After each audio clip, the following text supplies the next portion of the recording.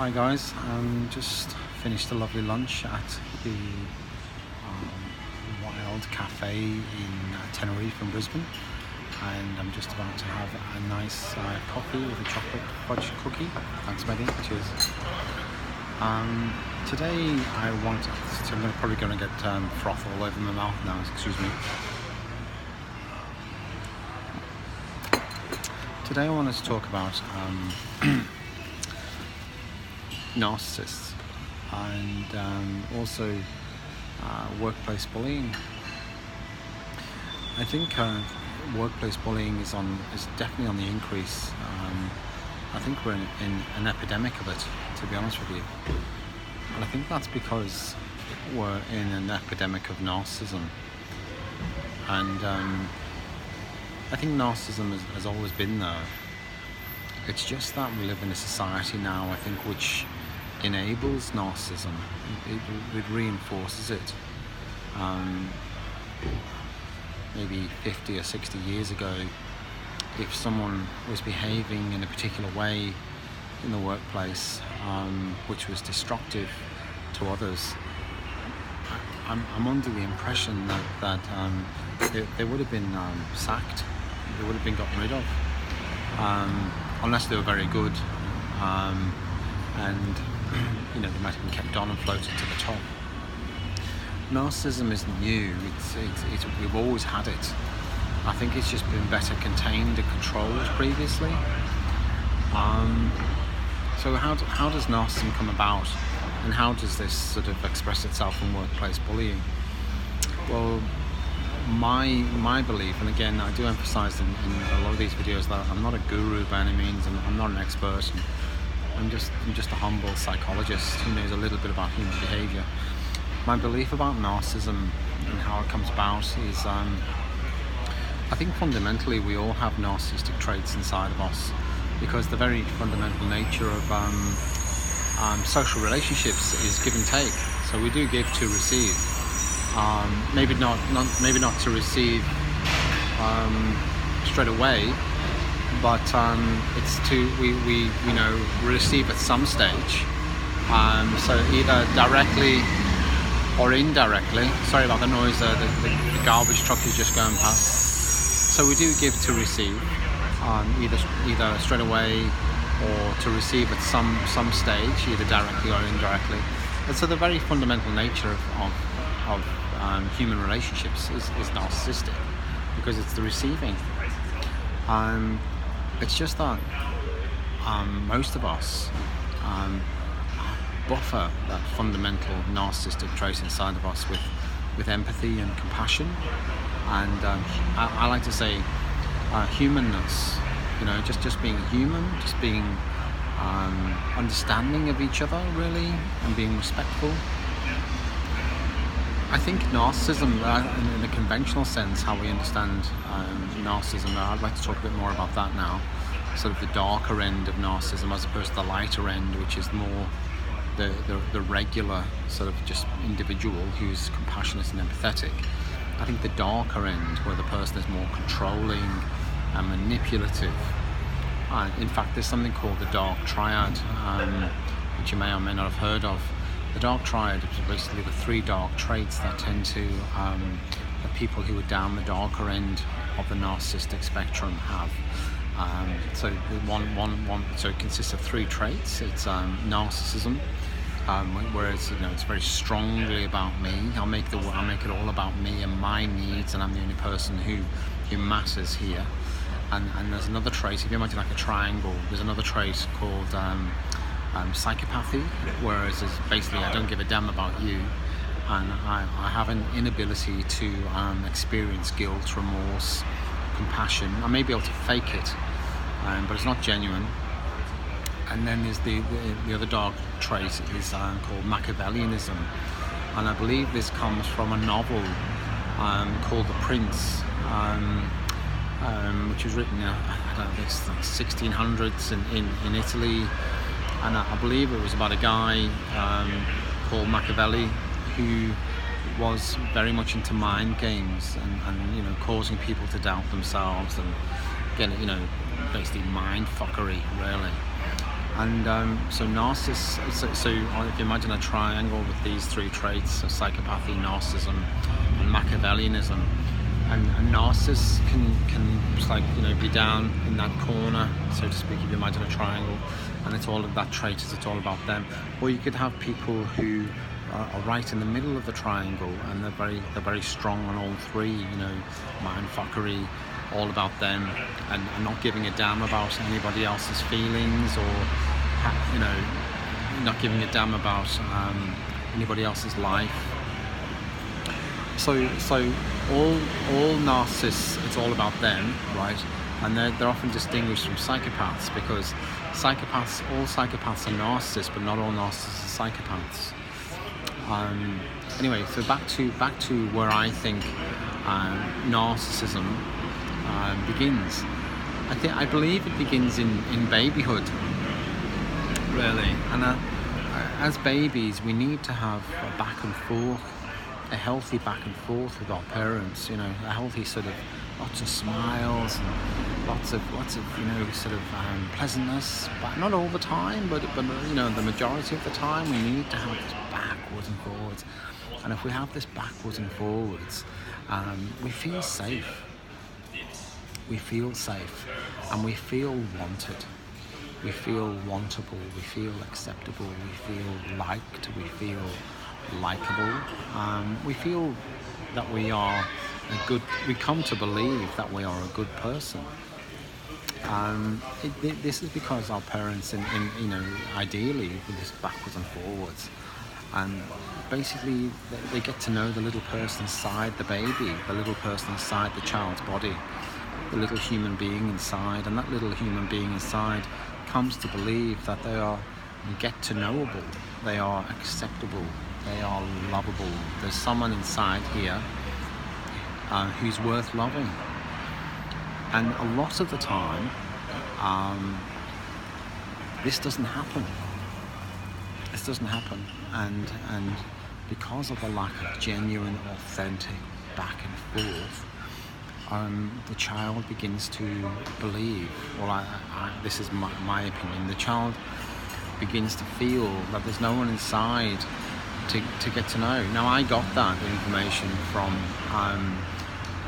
Dr. Dan Siegel, a video I watched by developmental psychiatrist Dr. Dan Siegel, who's like the world expert, one of the world experts in developmental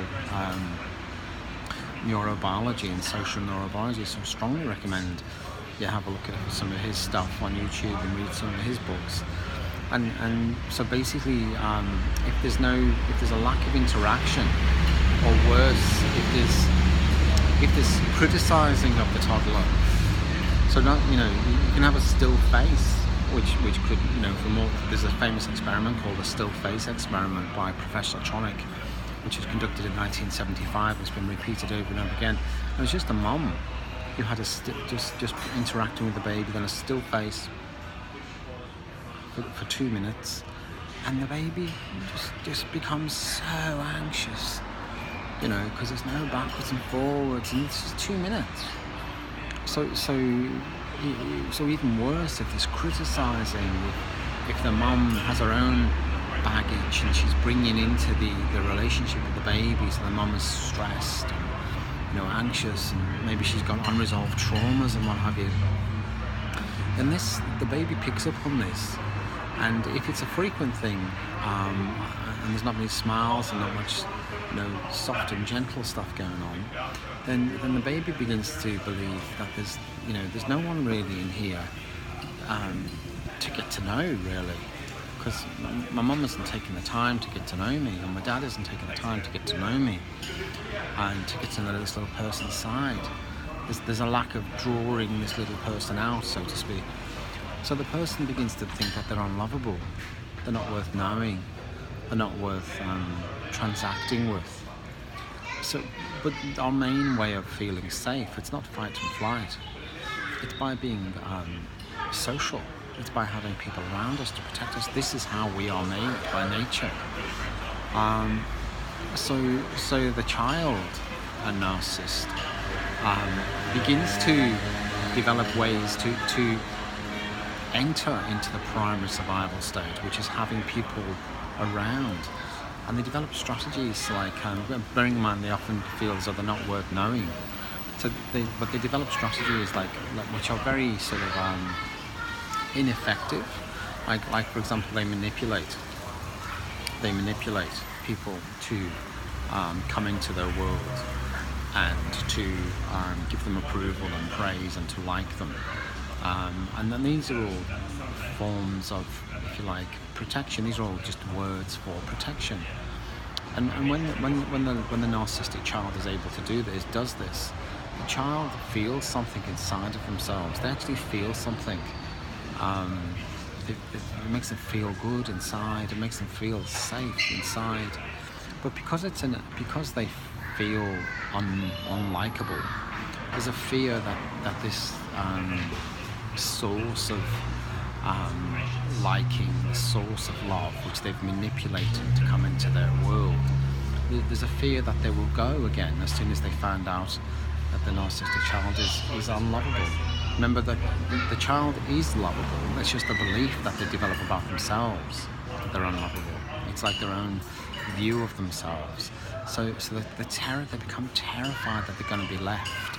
Because remember, being connected with people is a very tribal thing, and the tribe acted as a sort of buffer against the threats of the wilderness. So that's why we're all sort of fearful of being rejected. It's actually quite normal. But it's more so in the narcissistic child. So they try to make themselves likable. They don't feel likable, so they'll either manipulate people, which is inefficient because you're constantly having to manipulate people if you think that you're not likable. So you're constantly playing games, but you become really good. The narcissistic child becomes really good at it, and they play on a decent person's guilt and shame. They use those against what's called a supply of love, a supply of approval, which is basically the decent person who they've attracted into their world, the lovable person who they've attracted into the world. The narcissist is often attracts decent, loving, giving, compassionate people into their world. But because they are giving, they just give. They tend to attract people pleasers, because people pleasers by their very nature give and give and give and give love, which is sort of ideal for a narcissist, or in the narcissistic, from the point of view of the narcissistic child, this is great.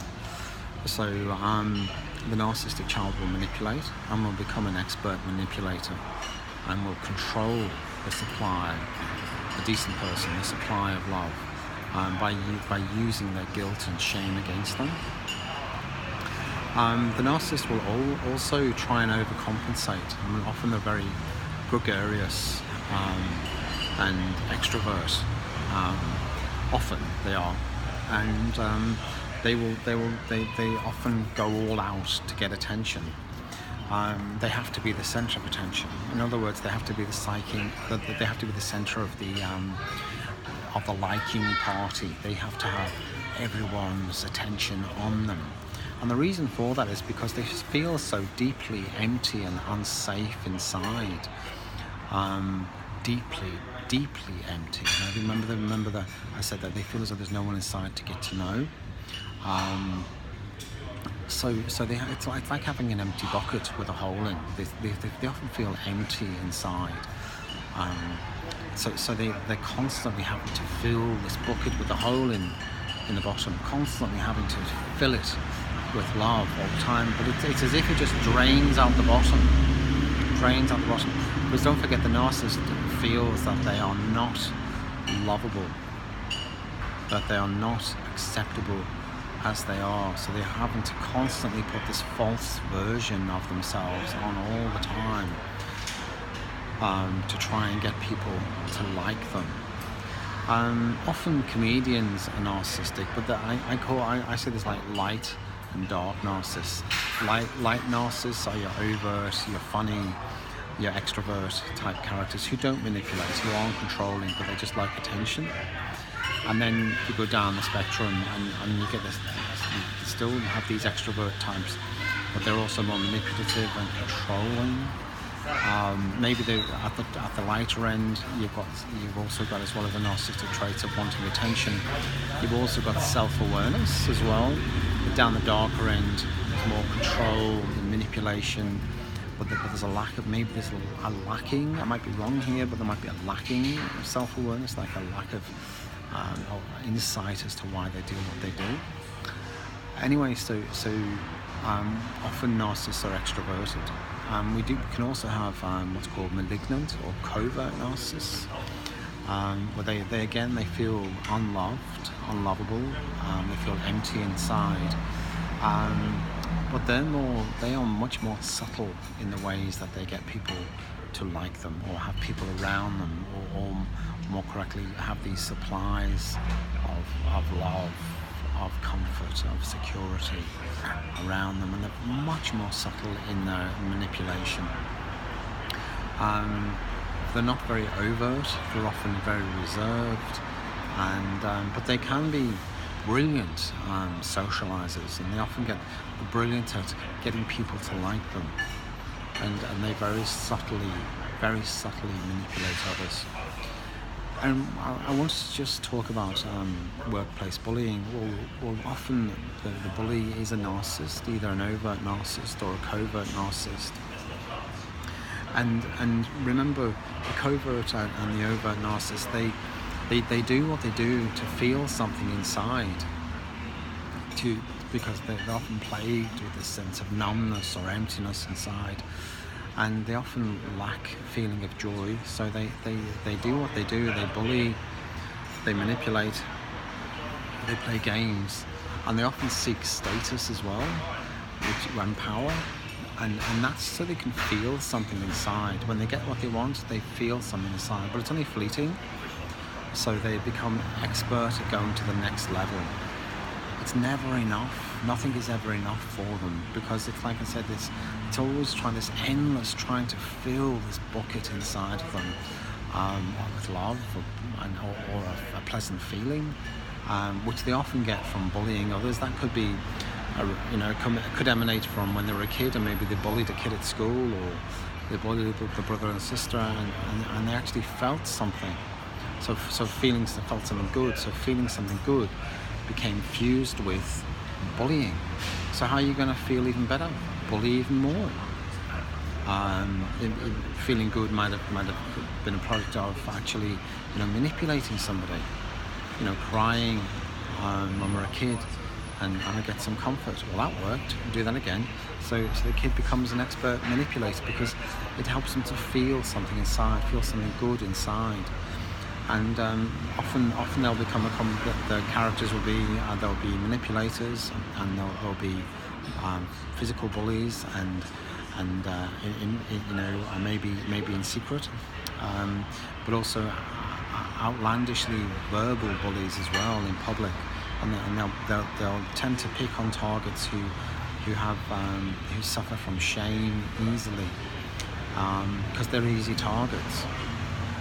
And I think what's happening is, and they're very charming, these people, these narcissists, and often they'll charm their bosses, and they'll get it, or people in senior positions, and they'll charm them, and they will get lots of people to like them, and then they will get into these positions, into these managerial positions, and that's where they cause havoc, because the only reason they're in the position is not because they actually want to look after people and lead. They just want power. They just want the position. They want the name. It's not. They don't have the skills that go with the title. They just want the title. But they're very, very persuasive at getting the title. They can sell ice to the Eskimos. But once they've got it, they're totally inept. This is often another trait with narcissists. They're often totally incompetent, but they can really pull the wool over people's eyes and convince them otherwise. And unfortunately, we're in a society today where it's so difficult to get be fired from a job, that this is actually enabling the narcissist behavior. and you'll often find them in organisations where it's very difficult to get fired from. So often you'll see them in large organisations where there's lots of people, where they can sort of just play their little games without fear of being sacked. And so there's something to be wary of, really, when you're going for a job. If you go to a large organisation, the chances are you're going to come across an organisational narcissist or organisational psychopath. And it's when you come across them, it can be a very distressing experience. And what should you do if you are targeted by one? Well, I would always say this: always make sure that you're in a position of strength. So make sure that you have a plan B, a lifeboat, in case you need to leave your job. So whatever that may be, even if it's you've got a lifeboat is not meant to be forever. It's only meant to be temporary. So even if it's for 2 or 3 months, have a plan B in mind. Like an alternative, even temporary job you could go to. Have that in mind, and then you can work from there. But ideally, I would say confront the narcissist. Sorry, I just dipped my finger in my coffee posting. I would say confront the narcissist, and because they have a deep sense of low self-worth, and if they're being abusive to you, I would actually approach them and with respect, and be respectful, and confront them. But bear in mind that they are often entrenched in the workplace, and they often have their allies, and who they've managed to hoodwink into being an ally. And so that's why you need to have a position of strength. You could confront them in front of other people. But the best thing to do really is to get people to unite against them. That's the best strategy. If you can do that, is to get people on your side and unite against the narcissist, and confront them and let them know that you and your colleagues are not going to stand for it. If you can't unite people, then stand up to them, but make sure that you have a plan B in place, because we all have. I think that one of the main fear is that how are we going to pay the rent? How are we going to pay this kid's school fees or whatever if this goes wrong? Well, that's what you need to have in the background. You need to have a plan B, and that puts you in a position of strength, so you're able to move forward and with respect confront the narcissist. I hope that's been helpful today. Okay, thank you.